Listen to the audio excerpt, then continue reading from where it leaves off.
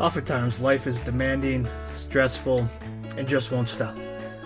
When needing to take a break, we like to light up the charcoal and crack open a cold one. The Grilling to Get Away podcast is an ongoing conversation about all things barbecue and grilling, from our backyard to yours. So if you sometimes don't know what the heck you're doing, if you like to learn, and if you don't take yourself too seriously, you're in the right spot. Hey, what's going on, everyone? This is Greg, your co-host to the Grilling to Get Away podcast, and I'm here with my buddy. Hey, what's happening, everyone? This is Ben. Ben, man. How you doing? I'm good, man.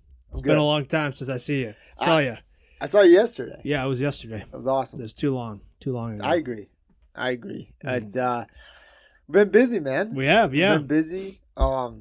Moving. We're moving. Out of the basement. Slowly. The basement to new space, new warehouse. Yeah. We're growing. Our little business is growing up. Man. Do you think are we gonna have a podcast room? We can certainly do that, Ben. I think we should build one out. Yeah. And then maybe rent it out, bring in some additional income. Sure. That's a great idea. Always thinking. If you know of anybody who's looking for space, please contact us. Yeah. We're just moving down the road a few miles to a bigger space for us. And it's currently under construction a little bit, so we got to do some work in there.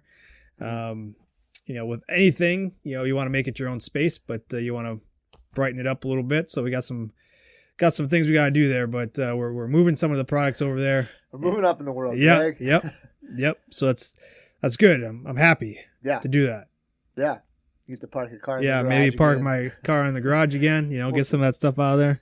Yeah. But I'm not crossing my fingers. No, I wouldn't either. I don't plan on moving anything out too quickly. Right. You know how much I like to work, Greg. Yeah, so. I know. It's that Navy work ethic is already showing. Good. Well, I'm glad you're seeing the true colors here. Yep. Well, all right, man. Well, I don't know what we want to talk about today. I got a couple ideas. Did you cook? Did you get out to So I didn't get out to grill because since the last time we talked, it's been like snowing again and sleeting and rain and stuff. That's true. But what I did do, they're all excuses. These are. But what I did do is I took out another chuck roast. Yes. All right. And I did it this time in the slow cooker. So I seared it though first in the cast iron. Right, I'm just on the stove. Yeah, so I heated up the cast iron. I sauteed up some onions and then threw some garlic in there, some minced up garlic. Did you do a binder or did you season this at all, man? I did change it up, man. Woo! Yep. Man, what a day, Greg. Yeah. So last time, we talked about I did a chuck roast on the smoker. I didn't use a binder or anything. I just put some rub on it. This time though, I rubbed it down with some Worcestershire sauce. Nice. All right. Yep. Rubbed it down with the W sauce, and then I put on. Can't go wrong. No. Then I put on some of our garlic seasoning, the ground pounder, and then some of our Memphis style seasoning. So I rubbed it all sides with that. In the cast iron, I heated up some, like I mentioned, some onions and then some minced up garlic. I let that kind of cook a little bit. And then I threw the chuck roast on top of that and seared it up a little bit on all sides. And then I threw it in the old crock pot. For how long? This was, I didn't have too much time, so this was probably about 4 or 5 hours. I'm trying to remember. Did you have it on high? Yeah, I had it on high. And in the crock pot, I had a cup of beef broth, and then a cup of red wine. Ooh. Yep. Well, wine for the Milo, wine for you. Yeah. The wife let me borrow hers. So. Nice. You didn't ask, did you? You just went for it. I did, yeah. Oh, man. And then I dumped the. Can't wait for her to listen to this podcast. I filled it up with water. She didn't. Smart. Yeah, thanks. Some grape juice. Yep. So then I threw the chuck roast into the crock pot and let it do its thing. Nice. And man, it shredded real nice this time. Last time I talked about on the smoker, I didn't get it to the temperature I wanted to. It's still a little tough. It's still good and flavorful, but the crock pot really just broke it down. I think it's that moisture breaks it down quite a bit, and it just shredded apart. So we did some pulled beef sandwiches, and it was delicious. Yeah. Yeah. I mean, I told you I was gonna do like a deep dive into the freezer. Yeah. I did that. Nice. Oh man, I found some treasures, buddy. Ooh. But I found like I've got like a ton. I have a lot more roast than I thought I did. Yeah, yeah. So I kind of want to get back to that, try it out again, and just start shredding. Yeah. Make a lot more like kind of shredded meat and stuff like that. With some of those and really kind of figure out. Maybe see, do it a little bit different, obviously, than how I did it last time. Yeah, yeah. Try something different. Let us know how it goes. Yeah. And I was reading too, like, so we've been using the chuck roast, but we got some blade roast too that you can do the same thing with. Right. Similar style cut, I guess, as far as like texture wise goes. Okay. So you can do it really low and slow, and also do some like shredded beef with that as well. Yeah, man. I wonder if I don't know. I've got. I'm gonna see where it takes me. I guess I got out. I grilled. So you did. You were outside freezing at the boys' games on Saturday. You fired up the grill that day. Man. Wow. I did. Saturday. Yeah. And I did a rack of ribs. Ooh. Man, yeah, I was pumped. But I did it like I went into the garage. So it was awesome. So you had the smoker in the garage? Heck yeah. Okay.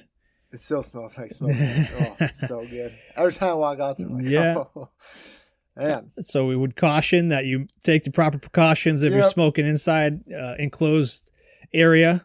I had the door open. I know. Your garage is, you probably had it right by the door there. Right by the door. Yeah. Especially to get it going and stuff like that. I sat out there with it to make sure everything was fine to get it rolling. Imagine that. Got to go sit outside by the smoker all day, honey. Hey. See you later. Sorry. You want to eat, huh? Yeah.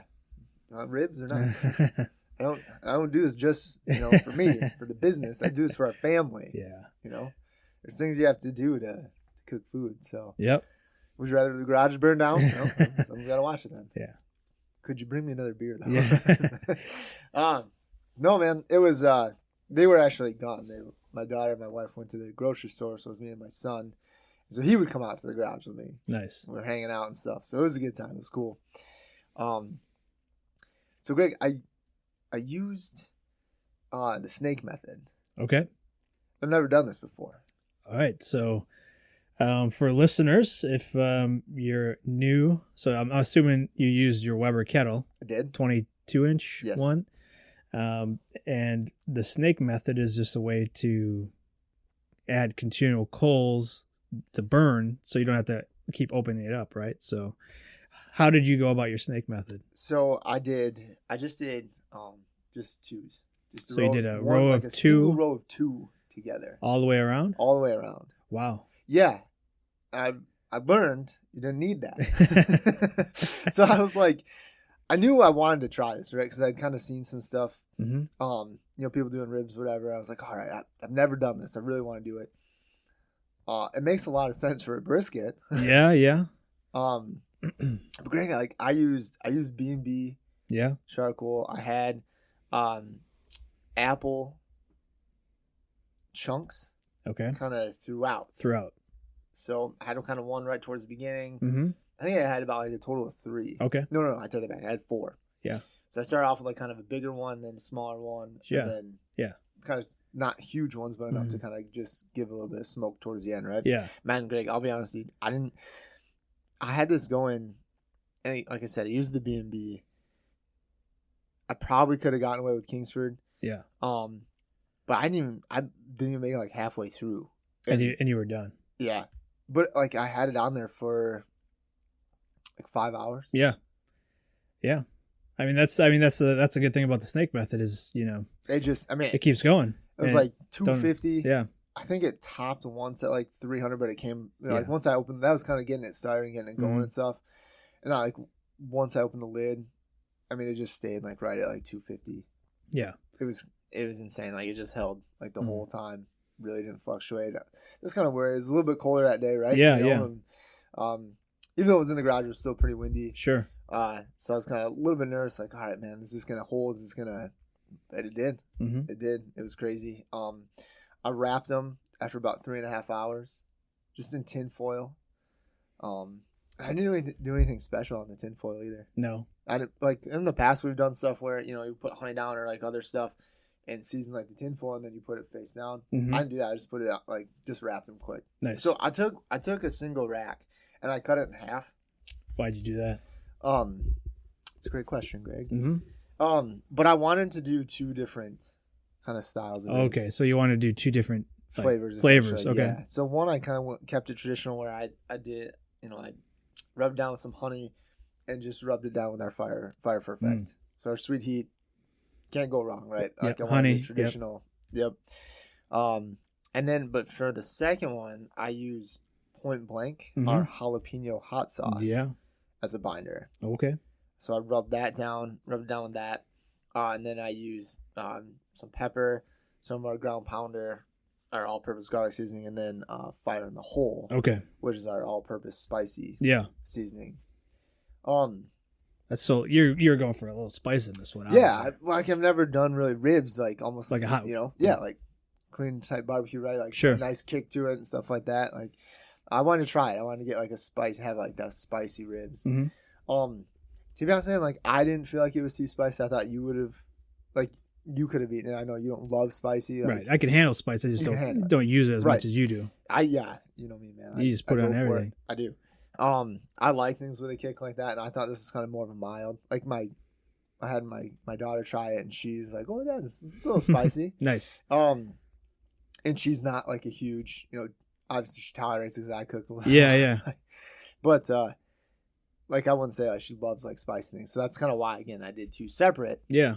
I had a big rack, cut it right in half. Nice. How did the other one turn out? Oh, it was great, man. Yeah. It was honestly like my son. He was like, "Dad, that's burnt."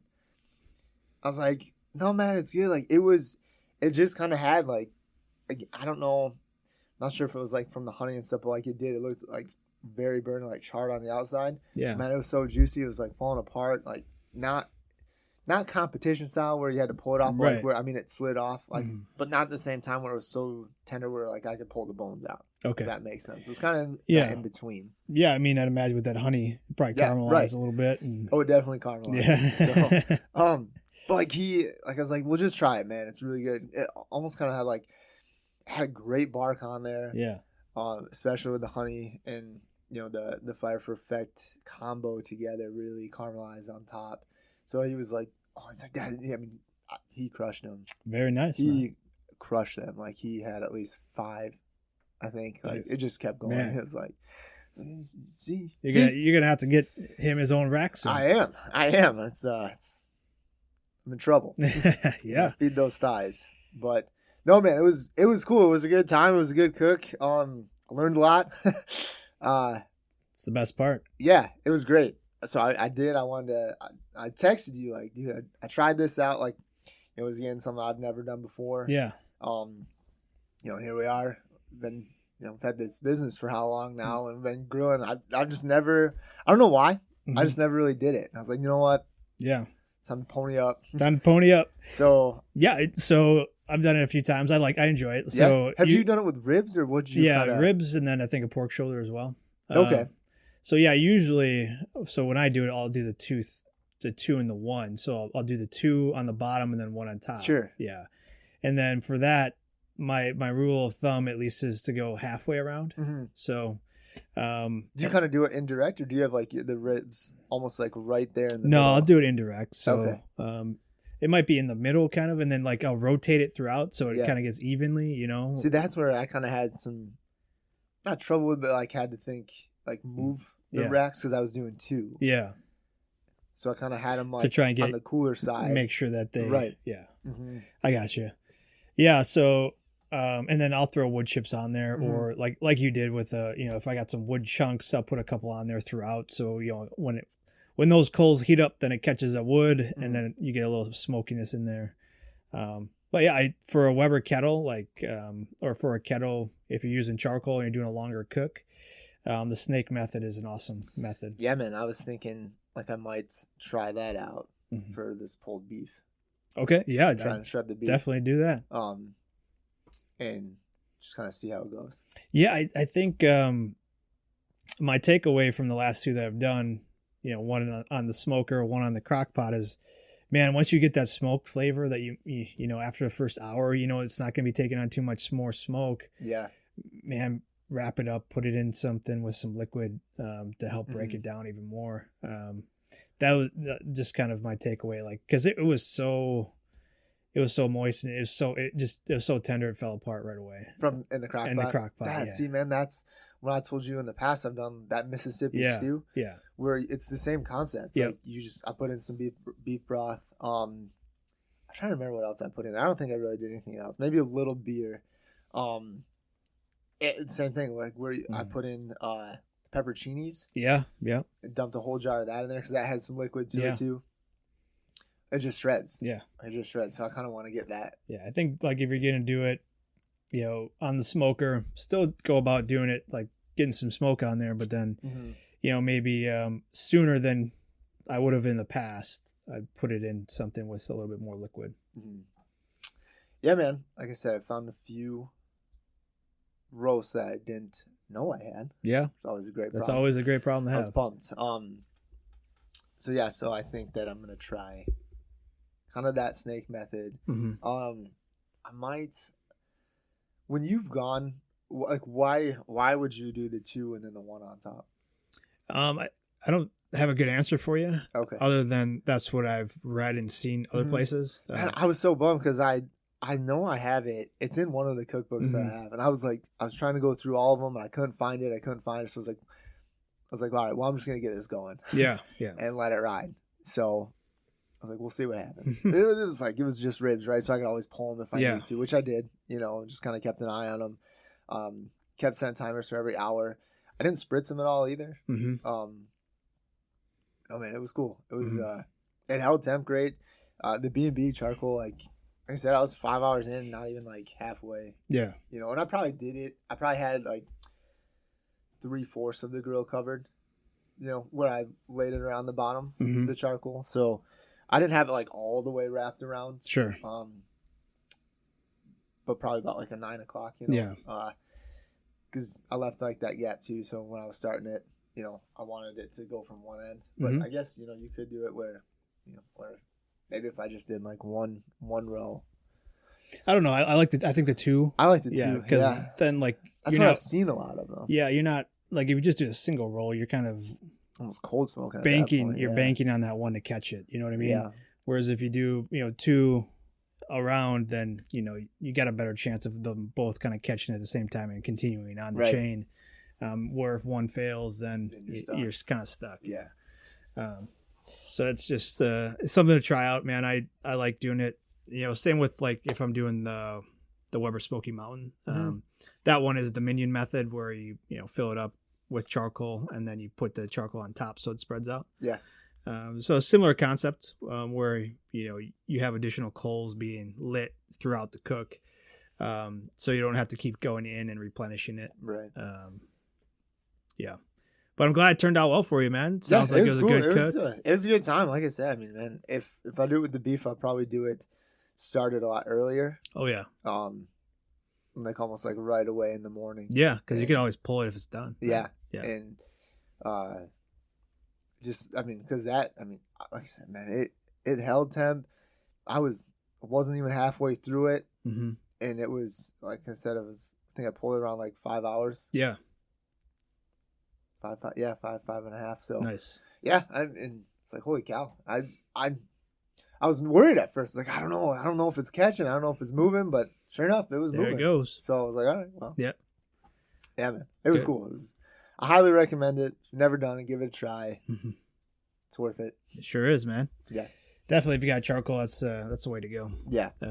But yeah, when I first started, like, the Webers have the flip up grates, so you can add coals as you go. So like once you add the chimney, so you light the chimney, you dump it in there, you let the grill get up to whatever temp you're looking for. But if you're smoking it, 225, 250, the rule of thumb then would be like every hour or so you add like 6 to 12 more coals. This kind of eliminates that process. You don't have to open up the top to check on anything because you can just look at the gauge to make sure the temperature is where it needs to be. This takes one step out of the process, I guess. Yeah. Yeah, it was easy. Honestly, it was a lot easier than, I mean, I think the hardest part is just getting the bricks in there, right? Yeah. Yeah. Stacking them up. Make sure they're touching. They're ready to go. Keeping them in there real tight together. Mm-hmm. If they're not, then that's where you're going to get that gap. Yeah. And that's not going to transfer on to the next one. Yeah. Yeah. All right, man. Well, I'm glad that worked out well for you. It sounds like it was a good cook. And sorry I didn't get back to you on Saturday when you texted me. I was just trying to thaw out still. I was, no, it was fine. I was cold. I was out at the soccer fields for like 10 hours. I understand. Snowing. Everybody was miserable. I know. I kind of rubbed it in your face a little. Like, a little bit, you did. It's been out here 3 back-to-back. It's cold as hell.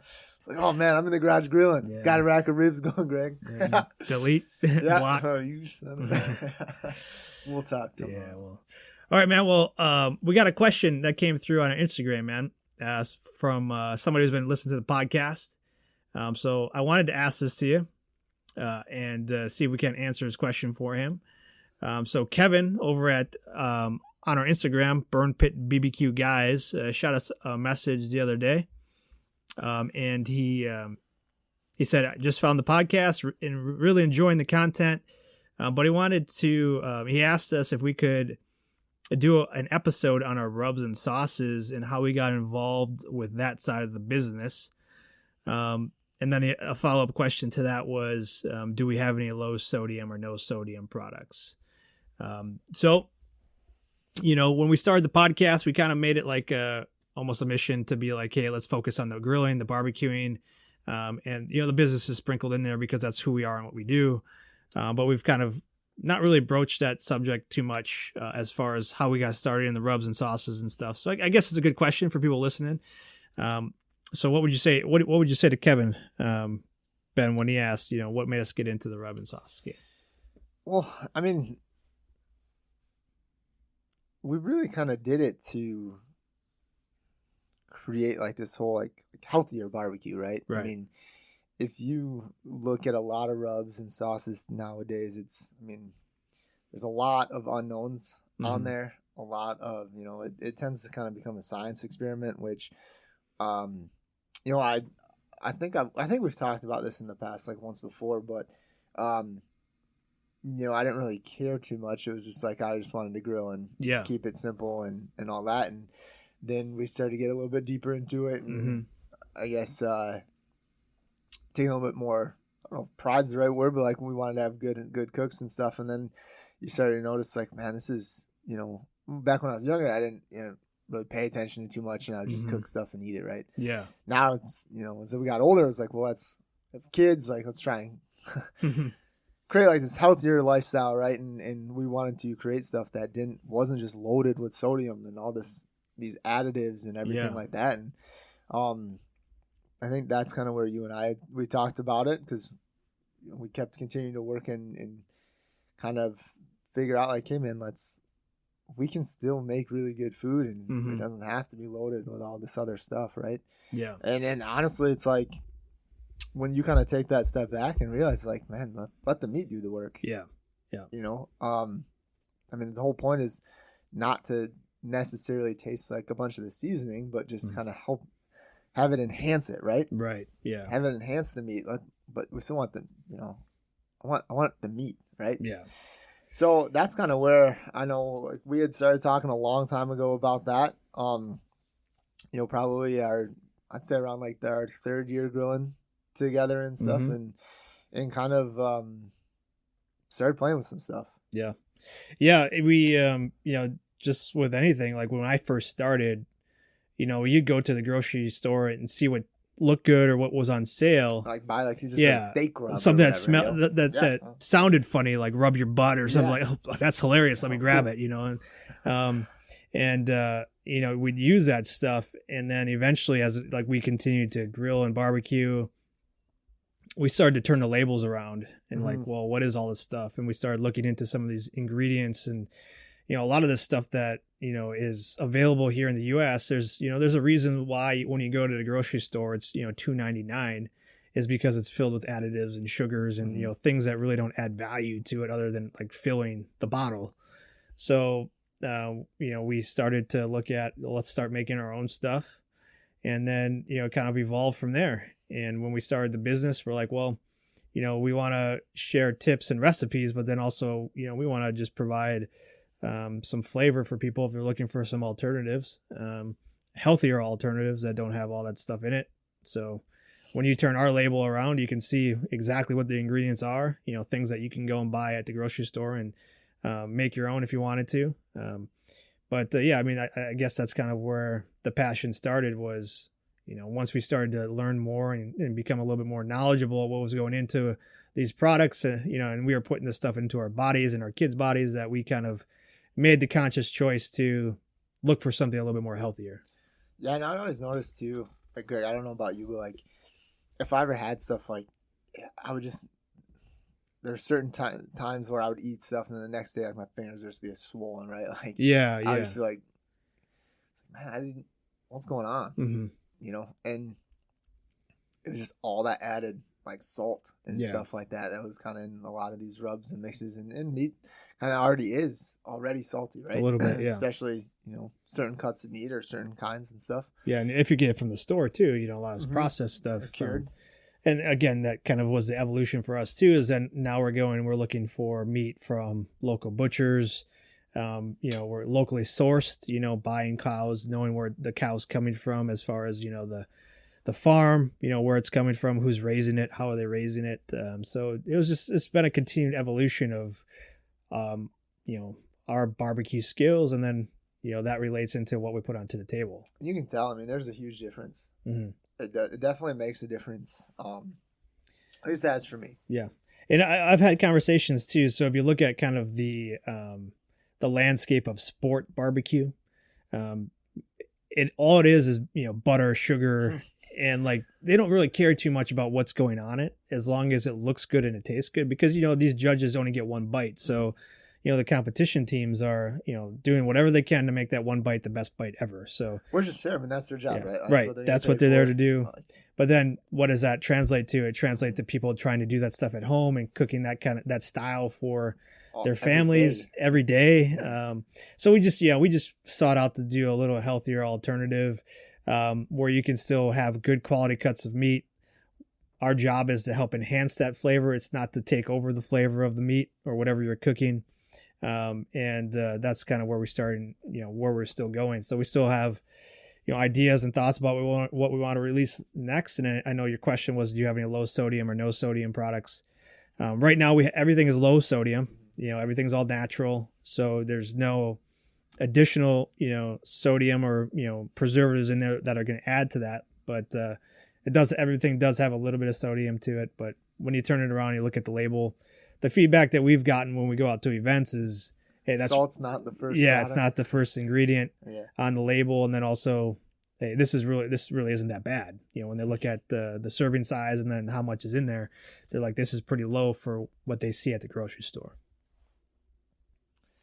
Yeah. So hopefully, Kevin, that answers your question a little bit.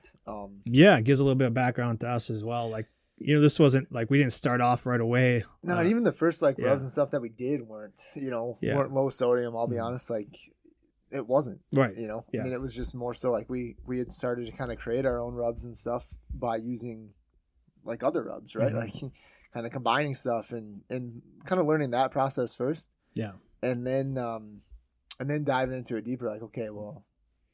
Yeah, it's kind of now you get into the next evolution is what ingredients pair well with what meat and what's the combination that you want to go for, the ratio. And then ultimately, hey, this stuff is pretty good. Why don't we try and, or why don't we allow other people to buy it, right? So why don't we bottle it up and put it on the website? Because initially we just started the business as a blog where it was just recipes, tips for people just starting out to learn how to barbecue and grill. And then we're like, well, let's give them an alternative to whatever else is on the market right now. So that's kind of the story in a nutshell. And anything that I'm missing there, Ben? Anything that I forgot or you can remember? I don't think so, man. I think you pretty much summed it up. I mean, it just started out. It was just like a hobby. Yeah. I mean, really, like it was just like, well, we were fairly confident. We were grilling to get away, man. Yeah, absolutely. I mean, it's funny. We did this. Like, we have a picture up on our our fridge from a 4th of July, Greg, where I mean my daughter wasn't even 1 year old yet. Yeah. But that was when I think we did wings that day. Yeah. And I think that's the Tower of Freedom Day. Tower of Freedom Not Day. sure, but yeah, I mean, like I said, we've been doing it for a while, and it kind of became a game. Like Greg and I can be competitive at times, but more so like to try and like better each other, right? Like how can we get better at this? Like let's try stuff we haven't done, and I think that's kind of fun to like. We're lucky to have each other to push each other a bit when it comes to that stuff, and like not like. I mean, we goof around quite a bit, but we don't really take it too serious. Like, you know, and I've made rubs. I've had Greg try them. I mean, they were terrible. They're trash. They were terrible. But again, like that's how we got here. Right. You know, like it's not gonna be perfect every time. And that's what we talk about all the time. Is like it's not meant to be perfect. You know, you're supposed to get better. And there's so much barbecue world out there that we don't even know about. That we haven't tried, and we don't. You know, we know a lot, but we don't tend to be experts, so to speak, just because there's so much knowledge out there that we haven't even, scratched the surface of on barbecue and food and how to cook with, certain foods and fire and stuff. So it's just, it'll be like an ongoing quest till the day we die, right? Yeah. So. Yeah, like I said, I mean, even just this past week, like I've never done the snake method. And I never even thought about putting like a hot sauce on. Yeah. On a rack of ribs. You know, I was always, oh no, barbecue sauce. Like, let's sauce them up. And now I went this route. So, I'd say, like, it sounds kind of weird. And, like, maybe give it a try. Like, yeah, and share it. Like, that's how we get inspiration. Like, oh, man, I saw that hot sauce thing on someone else doing it. And so, like, if you, no matter what, if it turns out good or bad, share it so we can, other people can learn from it. Yeah, we'll give it a try. Like, like I said, we're always willing. Please, we appreciate the questions from Kevin and stuff, and if anybody else out there does have, questions or anything like that, we'd love to try them or different recipes or tricks and stuff like that. Again, I mean, we're happy to talk about this stuff. We're happy, obviously we enjoy it. Yeah. Gives us another reason. Like the rest of our wives, like, hey, I got to get out and have to try this. Yeah. People had questions. It's for the business. People are relying on us. I need you to take care of the kids all weekend. Yeah, sorry. Yeah. Again. Yeah. Yeah. It's good. So obviously you could go out to our website, burnpitbbq.com, and submit any questions out there. Just hit the info and the contact, and those come to us. And then on the socials, Facebook, Instagram, Burn Pit BBQ. Instagram is Burn Pit BBQ guys, because somebody has beat Burn Pit BBQ, I guess. I don't know. We're not big enough to take it from them yet, but not yet. I think they got like 10 or 12 followers. So maybe someday. Yeah, we're getting up there. We're at about 41,000. So if you follow us on Instagram, appreciate you. Share it. Looking to get to 50K here within the year. So, no, I appreciate you all. I think that's kind of all I had kind of for today. You got anything planned for this week? Oh man, so I found some beef short ribs. Nice. Yeah, those can be tricky. Those can be. Yeah, I've only tackled them once before, and I didn't like them. Yeah. So they're fattier. Very fatty. Yeah. I've seen a lot of braised, beef short ribs. So okay. I'll be interested to hear what you do. I'm not guaranteeing that I'm going to cook them. I'm just saying I found them. All right. But that was one thing I was like, man, I'm going to take a run at these. Yeah. I have no idea. I saw it and I was like, okay, well, I'll give them a chance. Let's take a go at them, but I have no idea what I'm going to do. Okay. To be honest. I don't know. What about you? Have you eyed anything up in the freezer? I have, but we got some traveling coming up here. So my wife, is headed out of town with my youngest son for about a week, and I'm taking the older boys to out of town as well. So who authorized this vacation? That's the first time hearing about this, Greg. I sent you an email. Go check your inbox. I put it on the company calendar. Your emails go straight to my spam. Yeah, I bet they do. delete. Yeah. Here he is again. So with that being said, I might get out because I got some brats and stuff. It's just gonna be me and the two older boys for the weekend. So I'm sure I'll twist my arm. Yeah, shoot. I'll figure something out. But As I of think right it's now, supposed to rain like again this yeah, weekend it is. too. Yeah, like, it's supposed to be terrible. Yeah, Alright. go figure. Yeah, it's all right, man. Yeah, I heard, back in the garage. Yeah, I think we're like 15 degrees like below like average I temperature. believe it was just 80 degrees I a know. few weeks ago. It's like, in man, the past like 2 weeks now. God, man, here we go. Yeah, you that's know, okay. 30s and 40s snowing again. Don't let it stop you, I man. won't, yeah. It never does. You know, again, if you feel blue, I mean, like I said, Yeah. it helped. It was great to just. Yeah, It was cold. It was nasty. It was like snowing sideways and stuff on Saturday. Greg Yeah. was out there at the soccer field, and I was in the garage grilling. So yeah. Okay, thanks for keep bringing that up. yeah, absolutely, man. But yeah, no, definitely get out and get out and grill. It's Yep. I never regret it once I get out there. It's always great. no, it's always kind of getting it started. Like, Yeah. gosh, you know, should I be doing this? Like, Yeah. was it worth it? Oh boy, It it always is. Yeah. Then once it's rolling, I'm like, okay, here we go. Yeah. There it is. There it is. It's All back. All right. Well, we appreciate y'all listening. If you're finding some value in the podcast, you know, please continue to share, like, subscribe wherever you listen to this podcast at, because that's how we continue to grow. Yeah, we appreciate you all being here. Yeah, thanks for listening. Hopefully we'll talk to y'all soon. Like I Yeah. said, send us your questions. Kevin, thank you so much for that. Yeah. We appreciate it. Thanks, Kevin. Take it easy. Cheers.